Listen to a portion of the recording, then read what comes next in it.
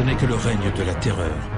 Dans ce domaine, le parrain du tout répressif, Joseph Darnan, se retrouve alors flanqué d'un allié surprenant. Henri Lafont.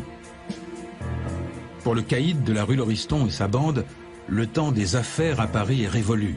Pour l'heure, il faut casser du maquis.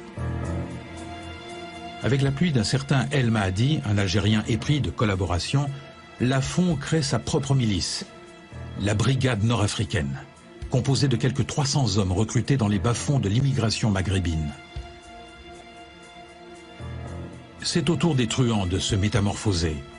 Lafont et ses adjoints revêtent l'uniforme allemand, l'uniforme SS. Monsieur Henri part faire sa guerre dans le Limousin, un des sanctuaires de la résistance armée. En février 1944, le capitaine, ou plutôt l'Hauptsturmführer SS Lafont, à la tête de sa brigade, pénètre dans la ville de Tulle.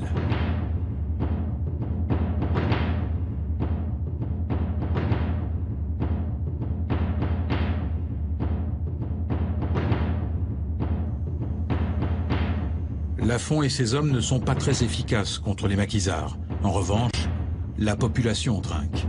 Pillages, viols, tortures, assassinats se multiplient. Pour les ultras de la collaboration, il ne reste plus que la fuite en avant, dont voici quelques tableaux. Le 11 juin, la brigade nord-africaine de Lafont et des troupes allemandes déboule pour une opération de représailles dans la petite ville de Mussidan, en Dordogne. De sa fenêtre, une femme, avec beaucoup de courage, réussit à prendre l'unique photo qui témoigne de ce drame. Des hommes sont rassemblés devant la mairie.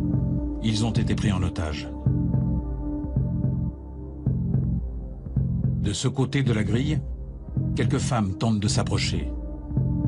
L'une d'entre elles porte une valise qu'elle espère remettre à un des otages. Les habitants croient qu'ils vont être déportés.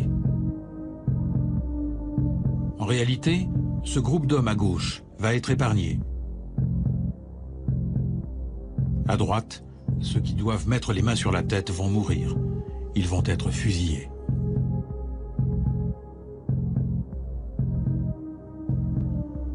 Ce 11 juin, la brigade nord-africaine accomplit son plus haut fait d'armes, sa participation active à l'assassinat d'une 50aine d'hommes. Saïd Mohammedi Dissi Nasser, un nazi devenu député et ministre en Algérie.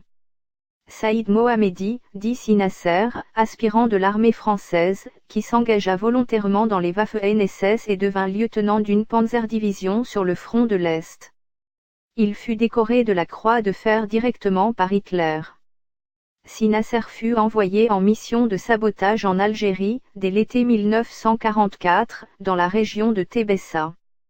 Condamné aux travaux forcés à perpétuité libéré en 1952 et, en 1957, assume le massacre du village de Melouza, 315 habitants exterminés par le Front de Libération Nationale parce qu'ils refusaient de collaborer. Nommé colonel et chef d'état-major de l'ALN, puis chef de la Wilaya 3 et, par la suite, député et ministre. Il sera disgracié par le président Boumediene, après avoir rejoint les rangs islamistes du FIS, en 1989 en Algérie. Il mourra à Paris le 5 décembre 1994.